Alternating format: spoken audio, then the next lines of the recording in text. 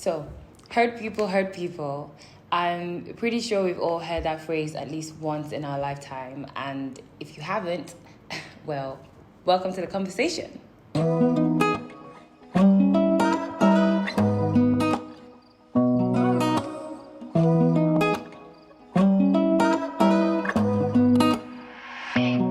I want to welcome you, my returning viewers, for coming back, stopping by on my channel. And if you are new here, well, welcome. I am most glad to have you here.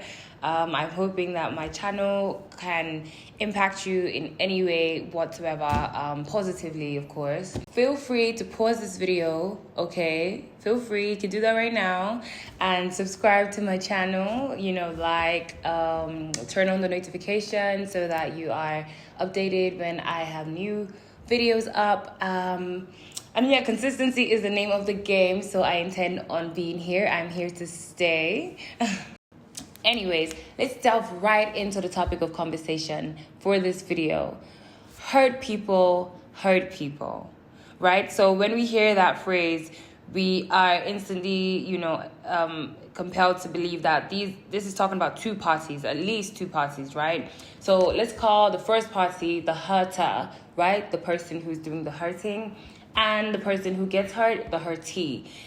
Now, I know hurtee is not a word for, our English, grammatical, correction police out there.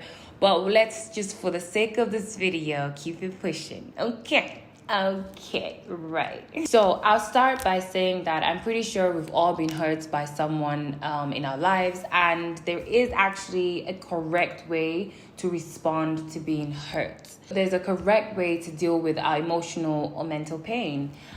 So I'm going to take a moment to speak about the hurter in this context for a second. So these people are sometimes described as narcissists, right? So that's a whole nother conversation, and we're not going to be able to get into it in this video. That's like a whole nother video, right? So mind you, I'd like to quickly point out that this phrase should not be in any way used to rationalize bad behavior, okay? Bad behavior is bad behavior, and it should be called out, okay? Don't be afraid to call out toxic behavior.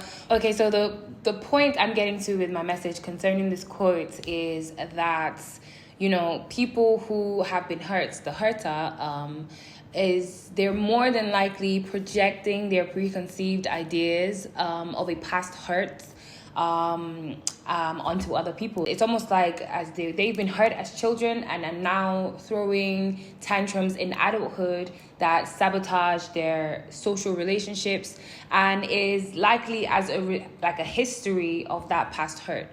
Do you understand what I'm saying? People who have low self-esteem ideally would love for other people to have low self-esteem also. And this way, they feel stronger. They feel stronger and more powerful. So whenever they get a chance to make someone feel inferior, they don't miss a chance. I'm going to shift very briefly from the hurter to the hurtee. So now this is the person who has been hurt. I feel like we all really need to understand that there's a big difference between reacting and responding. A massive difference, right? We need to be able to take a step back sometimes and just, understand where that other person is coming from. And it will literally help us to stop taking things so personally. Now, as the hurtee, so the person who's been hurt, ultimately you have two choices, right? You can either, one, work for that relationship and, let it go. Or two, release that person to God and pray for their healing and peace, period. Those are the only two options that you have as the hurtee. You can either work for it and, have this open and honest conversation and, try to see reason with them, try to see things from their perspective, or you can just release them. And this is not a bad thing. It's not a crime to release people.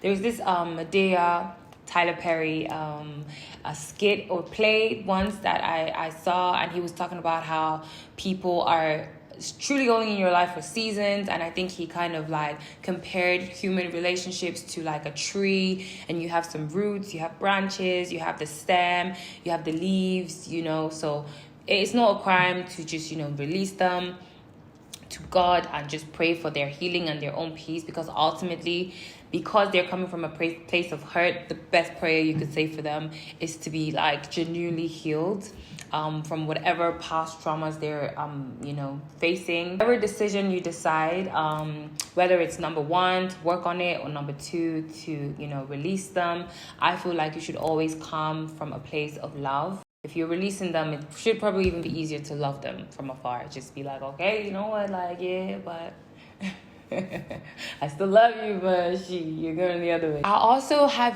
that hurt people tend to also mistreat the people closest to them more so than they would mistreat a stranger. And this is because the people that they know and are close to are the people that they feel most secure and safe around. It's like the irony of it all, because imagine, I'm pretty sure we all had that instance, or we have that friend that, everything is going smoothly, everything is fine, rosy, and all of a sudden, they just do something that just ticks you off. And it's almost like in seasons, they do this like seasonally enough, right? And it becomes like a pattern. This is because they feel more secure around you.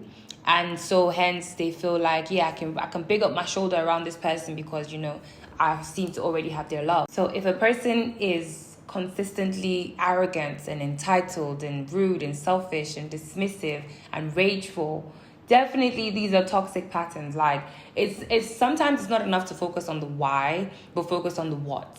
Right? And the what is that this is bad behavior. This is clearly manipulative, bad, toxic behavior, right? And that should never be encouraged.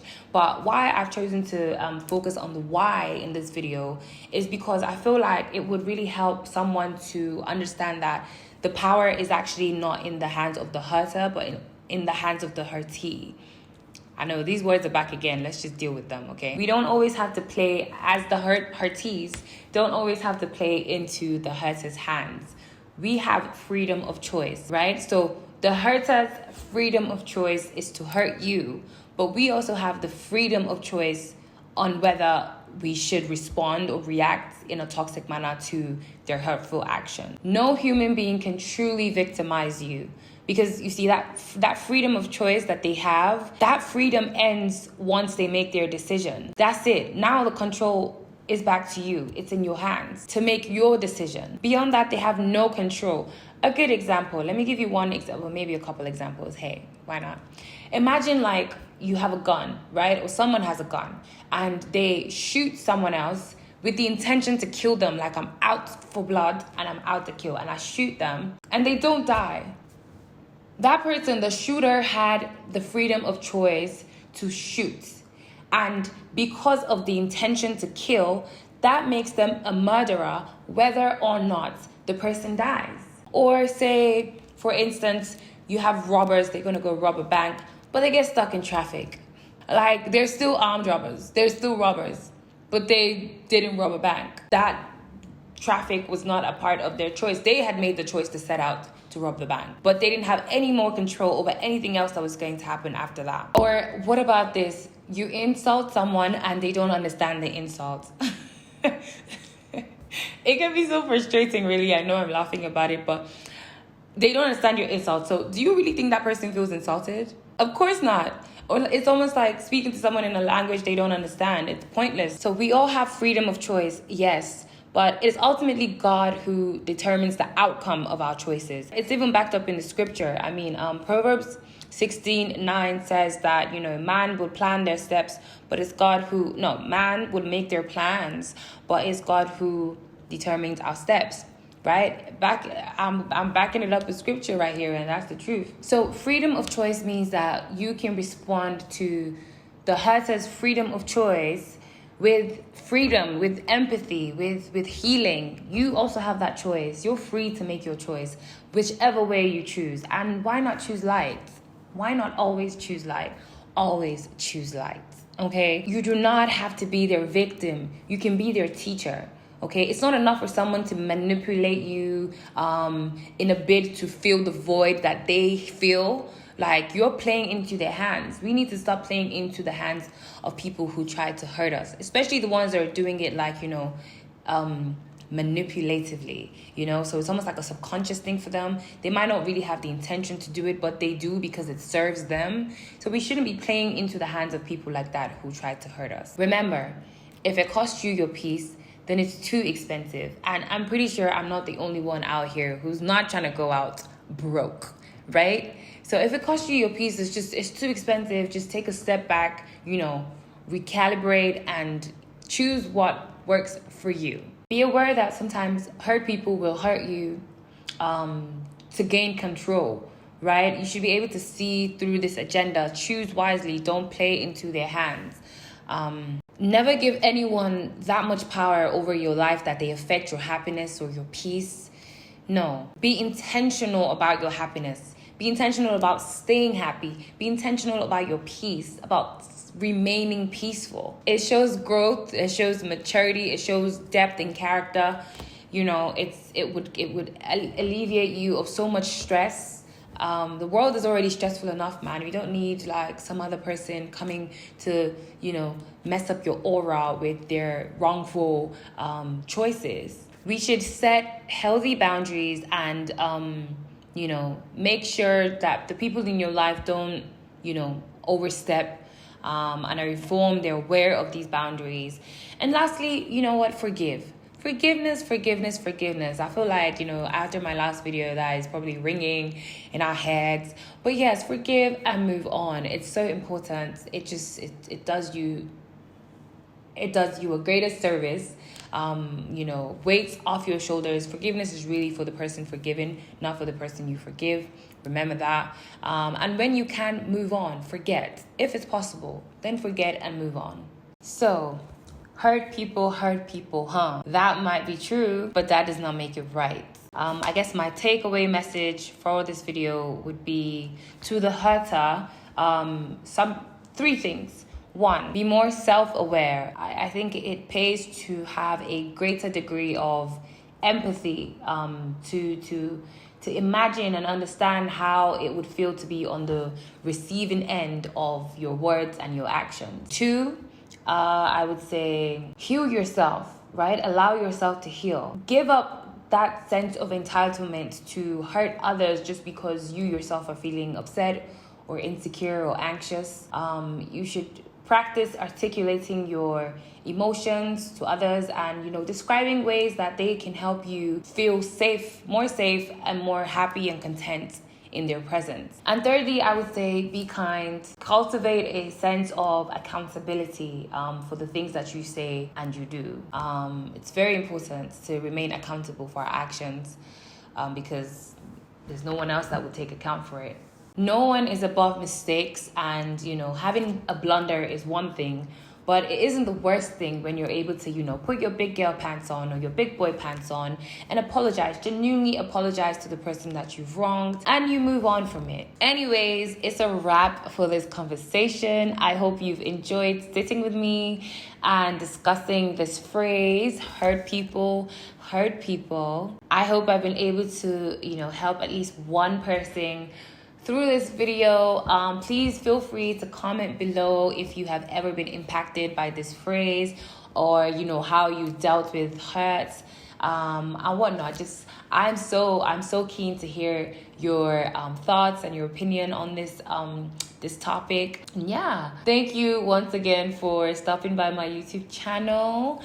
Again, don't forget to subscribe if you haven't already. Turn on the notification bell so that you're updated, and share this video if, you know, you felt that it was insightful enough to share with someone. If you guys have any like similar topics that you would like for me to talk about, please feel free to, you know, send me a message. I'm available via email, or even in the comment section you can DM me.